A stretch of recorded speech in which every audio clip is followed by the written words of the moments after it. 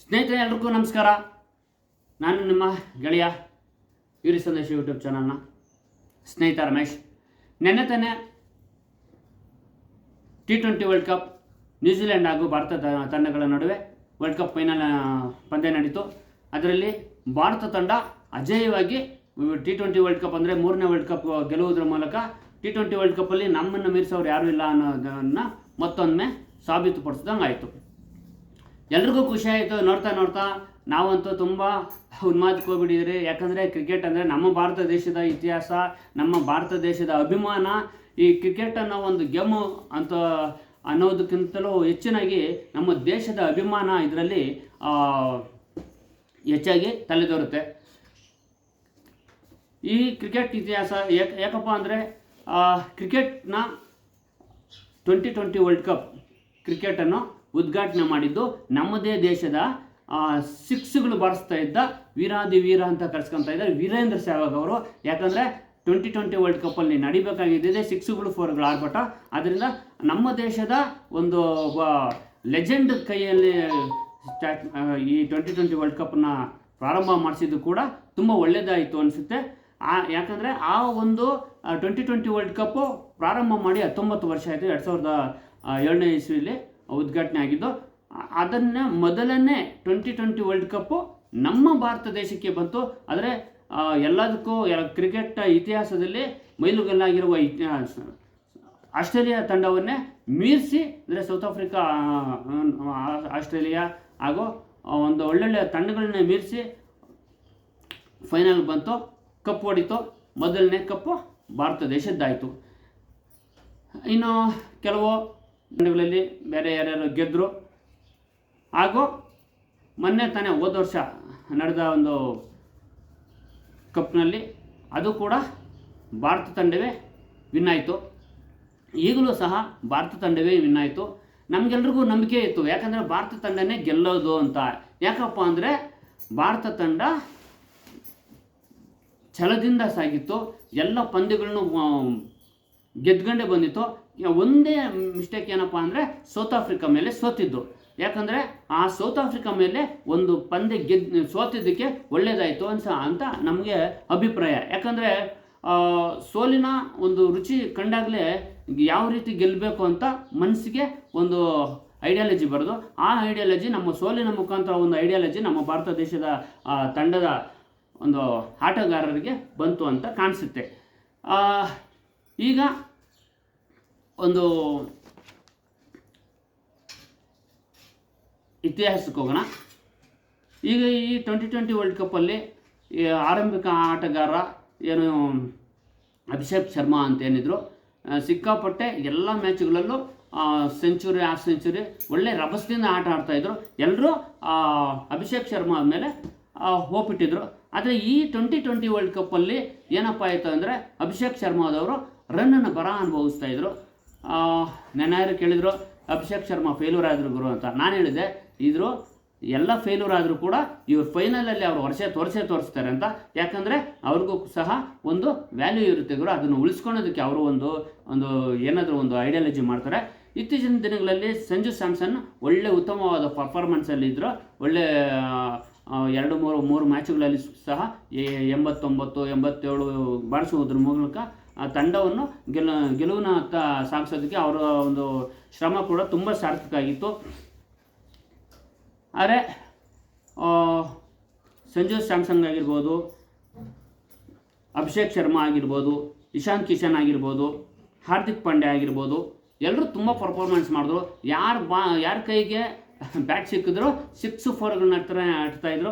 ಯಾರೂ ಕೂಡ ಕಡಿಮೆ ಆಗಿರಲಿಲ್ಲ. ಇಲ್ಲಿ ಸ್ವಲ್ಪ ಇದಾಗಿದೆ ಅಂದರೆ ಒಂದು ಸ್ಕೈ ಅಂದರೆ ತಂಡದ ನಾಯಕ, ಕ್ರಿಕೆಟ್ ತಂಡದ ನಾಯಕ ಸೂರ್ಯಕುಮಾರ್ ಯಾದವ್ ಅವರು ಒಂದು ಸ್ಟೈಲಿಸ್ಟ್ ರೀತಿಯಲ್ಲಿ 6ನೇ ಬಾರಿಸೋಕ್ಕೋದ್ರು. ಒಂದು ಆ ಲೆಂತ್ ಸ್ವಲ್ಪ ಕಡಿಮೆ ಆಗಿದ್ದರಿಂದ ಅದು ಕ್ಯಾಚ್ ಆಗಿ ಅವರು 1 ರನ್ನು ಕೂಡ ಮಾಡದೆ ಪೆವಿಲಿಯನ್ಗೆ ನಡೆದರು. ಆಮೇಲೆ ಬಂದಿದ್ದು ತಿಲಕ್ ವರ್ಮಾ ಕೂಡ 6 ಬಾಲ್ಗೆ 8 ರನ್ ಹೊಡೆದ್ರು ಸಾಮಾನ್ಯವಾಗಿ. ಹಾಗೂ ಹಾರ್ದಿಕ್ ಪಾಂಡ್ಯ ಸಹ ಸುಮಾರಾಗಿ 13 ಬಾಲ್ಗೆ 18 ರನ್ ಹೊಡೆದು ಸ್ವಲ್ಪ ಒಂದು ಒಳ್ಳೆ ಪರ್ಫಾರ್ಮೆನ್ಸ್ ತೋರಿಸಿದ್ರು. ನಂತರ ಕೊನೆಯ ಹಂತದಲ್ಲಿ ಬಂದ ಏನು ಶಿವಮ್ ದುಬೆ ಏನಿದ್ರು 8 ಬಾಲಿಗೆ 26 ರನ್ ಬಾರಿಸುವುದರ ಮೂಲಕ ಹೊಡೆದಿದ್ದ ಬಾಲುಗಳೆಲ್ಲ ಏನು ಕೊನೆಯ ಓವರ್ಗಳಲ್ಲಿ ಒಂದು ಒಳ್ಳೆ ರನ್ ಮಾಡಿದ್ರೇ ಇವರು ಇದರ ವಿರುದ್ಧ ಇಲ್ಲಾಂದರೆ ಗೆಲ್ಲೋದಕ್ಕೆ ಸಾಧ್ಯ ಇಲ್ಲ ಅಂತ ಹೇಳ್ಬಿಟ್ಟು 6ಗಳು 4ಗಳನ್ನ ಮಳೆನೇ ಸುರಿಸ್ಬಿಟ್ರು. ಆದರೆ ಮೊನ್ನೆ ತಾನೇ ಏನು 223 ಹೊಡೆದು ಇಂಗ್ಲೆಂಡಿನ ವಿರುದ್ಧ ಗೆಲ್ಲೋ ಸಮಯದಲ್ಲಿ ಇನ್ನೇನು 2-3 ಓವರ್ ಇತ್ತು ಇಂಗ್ಲೆಂಡ್ ವಿರುದ್ಧ ಗೆಲ್ಲೋದಕ್ಕೆ. ಆವಾಗ ಪರದಾಡ್ತಾ ಇದ್ರು. ಆಗ ಮ್ಯಾಜಿಕ್ ಮಾಡಿದ್ದು ಬುಮ್ರಾದವರು.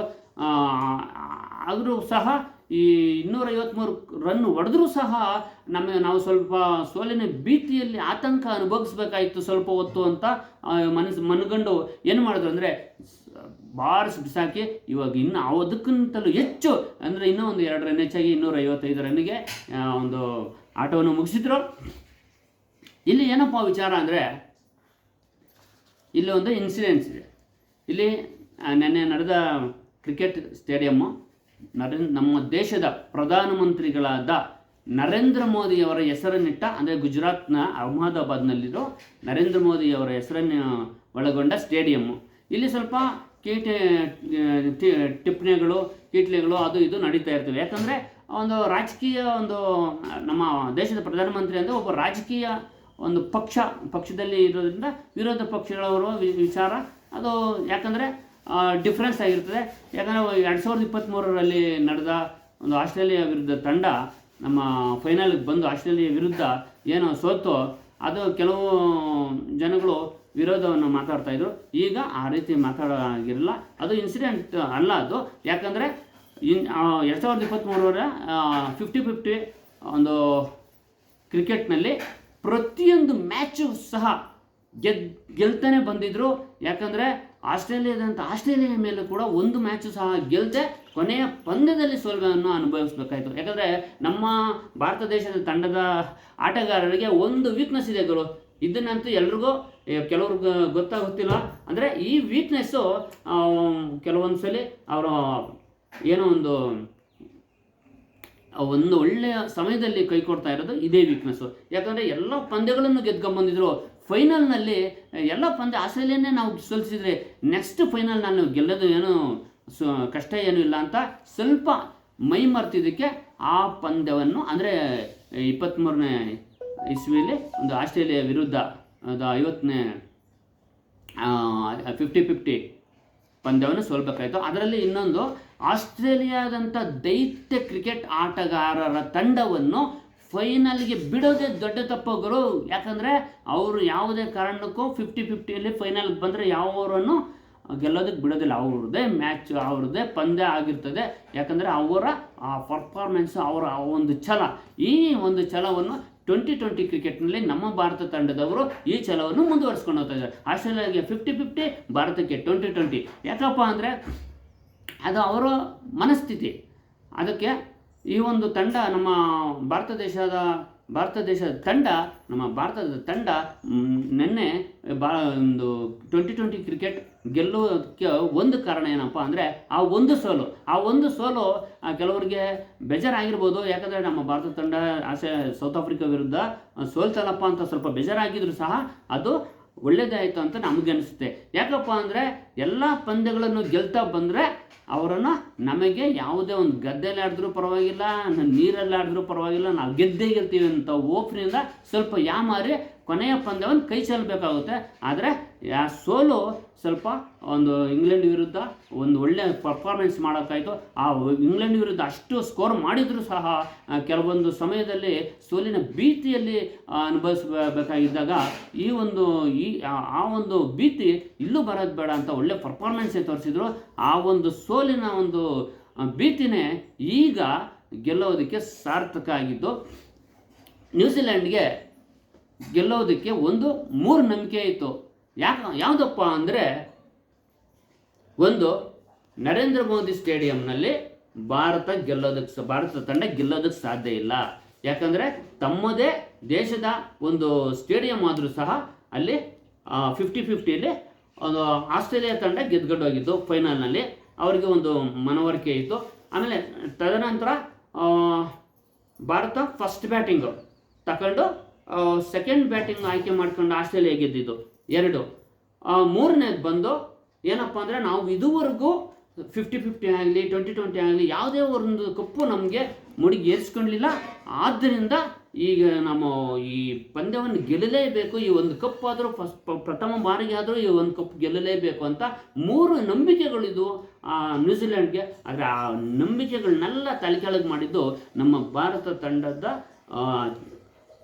ಆಟಗಾರರಿಗೆ ಅವ್ರಿಗೆ ಸಲ್ಲಬೇಕು, ಆ ಶ್ರೇಯ ಅವ್ರಿಗೆ ಸಲ್ಲಬೇಕು. ಯಾಕಂದರೆ ನಾವು ಯಾವುದಕ್ಕೆ ನರೇಂದ್ರ ಮೋದಿ ಸ್ಟೇಡಿಯಂನಲ್ಲಿ ಈ ಒಂದು 2020 ಫೈನಲ್ ಗೆದ್ದಿದ್ದು ತುಂಬ ಒಳ್ಳೆಯದಾಯಿತು. ಎಷ್ಟೋ ಜನಕ್ಕೆ ಅದರಿಂದ ತುಂಬ ಖುಷಿನೂ ಆಗಿದೆ. ಸ್ನೇಹಿತರೆ, ನೆನ್ನೆ ನಡೆದ T20 ವರ್ಲ್ಡ್ ಕಪ್ ಫೈನಲ್ ಪಂದ್ಯದಲ್ಲಿ ನಮ್ಮ ಭಾರತ ದೇಶ ಕ್ರಿಕೆಟ್ ಏನೋ ಇತಿಹಾಸ ನಿರ್ಮಿಸಿತು. ಇದುವರೆಗೂ ಯಾರೂ ಸಹ ಎರಡನೇ ಕಪ್ ಕೂಡ ಗೆಲ್ಲಕ್ಕಾಗಿರಲಿಲ್ಲ. ಅಂಥ ಮೂರನೇ ಬಾರಿ ಅಂದರೆ ಸತತ 2ನೇ ಬಾರಿ ಅಂದರೆ ಮೊದಲನೇ ಒಂದು ಸೇರಿ 3 ಕಪ್ಪುಗಳನ್ನು ಗೆದ್ದಿದೆ. ಅದನ್ನು ಎಲ್ಲರೂ ಎಂಜಾಯ್ ಮಾಡಿರ್ತೀರ. ನಮ್ಮ ಭಾರತ ತಂಡದವರು ಸಿಕ್ಸ್ಗಳು ಬಾರಿಸ್ತಾ ಇದ್ದಾರೆ, ಖುಷಿ ಪಟ್ಟಿರ್ತೀರ, 4ಗಳು ಬಾರಿಸ್ತಾ ಇದ್ದಾರೆ, ಆಕರ್ಷಣೆಗೆ ಒಳಗಾಗಿರ್ತೀರ. ಮತ್ತು ಕೊನೆಯಲ್ಲಿ ರನ್ ಕಡಿವಾಣ ಹಾಕೋದಕ್ಕೆ ಬಂದ ನಮ್ಮ ಬೂಮ್ರಾ ಅಂತ ಏನಿದ್ದಾರೆ, ಆ ಬೂಮ್ರಾ ಮ್ಯಾಜಿಕ್ಗೂ ಕೂಡ ಮನಸೋತಿರ್ತೀರ. 2 ಪಂದ್ಯಗಳಲ್ಲೂ ಬೂಮ್ರಾ ಅವರ ಮ್ಯಾಜಿಕ್ಕು ತುಂಬ ಖುಷಿ ತಂತು. ನಮ್ಮ ಬ್ಯಾಟ್ಸ್ಮನ್ಗಳು ಏನು ರನ್ಗಳು ಕಲೆ ಹಾಕೋದ್ರ ಮೂಲಕ ಅವರು ನಮ್ಮ ಭಾರತ ತಂಡ ಗೆಲುವಿಗೆ ಕಾರಣ ಆಯಿತು. ಅಷ್ಟೇ ಕಾರಣ ಕೂಡ ನಮ್ಮ ಬೂಮ್ರಾ ಮ್ಯಾಜಿಕ್ ಮಾಡಿದ್ದು ಕೂಡ ಅಷ್ಟೇ ಕಾರಣ ಆಯಿತು ಅಂತ ಹೇಳ್ಬೋದು. ಎಲ್ಲರೂ ಖುಷಿ ಪಟ್ಟಿರ್ತೀರ. ಈಗ ನೋಡಿ ಸ್ನೇಹಿತರೆ, ಇಲ್ಲಿ ನಾನು ಎಲ್ಲರೂ ಬೆಳಿಗ್ಗೆನೇ ಏನೋ ಸುಮಾರು ಚಾನಲ್ಗಳಲ್ಲಿ ನಮ್ಮ ಭಾರತ ತಂಡ ಗೆದ್ದಿದ್ದನ್ನು ಹೈಲೈಟ್ಸ್ಗಳು ನೋಡಿರ್ತೀರ. ಸುಮಾರು ಜನ ಅದನ್ನೇ ನೋಡಿರ್ತೀರ, ಖುಷಿ ಪಟ್ಟಿರ್ತೀರ. ಆದರೆ ನಾನು ಇಲ್ಲಿ ಅದನ್ನು ಮಾತ್ರ ಮಾಡ್ತಾ ಇಲ್ಲ. ಯಾಕಂದರೆ ನಮ್ಮ ಭಾರತ ಕ್ರಿಕೆಟ್ ತಂಡ ಯಾವ ರೀತಿ ಗೆಲ್ತು, ಯಾವ ರೀತಿ ಈ ಬ್ಯಾಕ್ ಅಂದರೆ ಹಿಂದಿನ ಮ್ಯಾಚ್ಗಳನ್ನ ಯಾವ ರೀತಿ ನೋಡಿತ್ತು, ಯಾವ ರೀತಿ ಗೆಲ್ಲಬೇಕಾಯಿತು, ಏನಾಗಿದ್ದರಿಂದ ಗೆಲ್ತು, ಎಲ್ಲಿ ಆಡಿದ್ದರಿಂದ ಗೆಲ್ತು, ಯಾವ ರೀತಿ ಛಲದಿಂದ ನಮ್ಮ ಫೈನಲ್ಗೆ ಕಪ್ಪು ಗೆಲ್ಲೇಬೇಕು ಅಂತ ಛಲದಿಂದ ಗೆಲ್ತು ಅನ್ನೋ ಒಂದು ವಿಶ್ಲೇಷಣೆ ಅಷ್ಟೇ. ಯಾಕಂದರೆ ಇಲ್ಲಿ ಬಲ ತಾಕತ್ ಮುಖ್ಯ ಆಗಿರಲ್ಲ. ಯಾಕಂದರೆ ಕ್ರಿಕೆಟಲ್ಲಿ ಬಂದ ಎಲ್ಲರಿಗೂ ಸರಿಸುಮಾರು ತಾಕತ್ತು, ಶಕ್ತಿ, ಬಲ ಅನ್ನೋದು ಇದ್ದೇ ಇರುತ್ತೆ. ಆದರೆ ಇಲ್ಲಿ ಕೆಲಸ ಮಾಡಿದ್ದು ಛಲ. ಯಾಕಂದರೆ ಈ ನರೇಂದ್ರ ಮೋದಿ ಸ್ಟೇಡಿಯಂನಲ್ಲಿ 50-50 ಆಸ್ಟ್ರೇಲಿಯಾದ ಮೇಲೆ 2023ರಲ್ಲಿ ಸೋತಿತ್ತಲ್ಲ, ಅದಕ್ಕೋಸ್ಕರ ಆ ಒಂದು ಬೇಜಾರು ಏನಿತ್ತೋ ಅದನ್ನು ಮುಗಿಸ್ಬೇಕು, ಹೊಸದಾಗಿ ನಾವು ಗೆಲುವನ್ನು ಕ್ರಿಯೇಟ್ ಮಾಡಬೇಕು ಅನ್ನೋ ಒಂದು ಛಲ ಇತ್ತಲ್ಲ, ಆ ಛಲ ನಮ್ಮ ಭಾರತ ದೇಶದ T20 ವರ್ಲ್ಡ್ ಕಪ್ಪು 2ನೇ ಸರಿ ಅಥವಾ ಟೋಟಲ್ ಆಗಿ 3ನೇ ಸರಿ ಗೆಲ್ಲೋದಕ್ಕೆ ಕಾರಣ ಆಯಿತು ಅಂತ ಹೇಳ್ತಾ ಎಲ್ರಿಗೂ ಗುಡ್ ಲಕ್ ಹೇಳ್ತಾ, ಜೈ ಹಿಂದ್, ಜೈ ಕರ್ನಾಟಕ. ಇನ್ನೂ ನೀವು ನಮ್ಮ ವೀರ ಸಂದೇಶ ಯೂಟ್ಯೂಬ್ ಚಾನಲ್ನ ಸಬ್ಸ್ಕ್ರೈಬ್ ಮಾಡಲಿಲ್ಲ ಅಂದರೆ ಎಲ್ಲರೂ ಸಬ್ಸ್ಕ್ರೈಬ್ ಮಾಡಿ, ಲೈಕ್ ಮಾಡಿ, ಶೇರ್ ಮಾಡಿ. ಈ ವಿಶ್ಲೇಷಣೆ ಎಲ್ರಿಗೂ ಇಷ್ಟ ಆಗಿದ್ರೆ ತಮ್ಮ ಅಭಿಪ್ರಾಯಗಳನ್ನ ಕಮೆಂಟ್ ಮಾಡಿ ಅಂತ ಹೇಳ್ತಾ ಈ ವಿಡಿಯೋವನ್ನು ಮುಗಿಸ್ತಾ ಇದ್ದೀನಿ. ಜೈ ಹಿಂದ್, ಜೈ ಕರ್ನಾಟಕ, ಜೈ ಭಾರತ್ ಮಾತೆ.